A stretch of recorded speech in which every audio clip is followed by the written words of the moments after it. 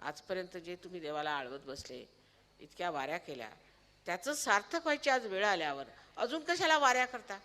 ज्यासाठी तुम्ही वाऱ्या केला ते झालं, पूर्ण झालं, आता आपलं मिळवून घ्या. तर त्यावर त्यांचं म्हणणं आहे, नाही आमचा कर्मभोग आहे. हे कोणी सांगितलं तुम्हाला? एक आमचे गुरु आहेत, त्यांनी सांगितलं तुमचा कर्मभोग आहे. मग तुम्ही म्हटलं गुरुला कशाला ठेवलं? त्याला म्हणा आमचा कर्मभोग काढ, मी आई आहे. असा जर गुरु आहे जो तुम्हाला कर्मभोगाच्या गोष्टी सांगतो, तर त्याला म्हणावं की बाबा तू मग आमचा गुरु कशाला आहेस? तुझा काय फायदा आम्हाला? निदान आमची प्रकृती तरी ठीक ठेव, तेही ठेवता आलं नाही, तर अशा गुरुला ठेवून तुम्ही काय करणार?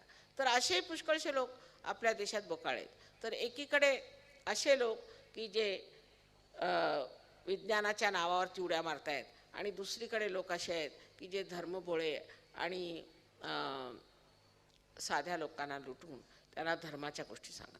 त्याच्या मधोमध सहयोग हे सत्यावर वधारले. सत्य ह्याच्यामध्ये तुम्हाला सत्याचा अनुभव.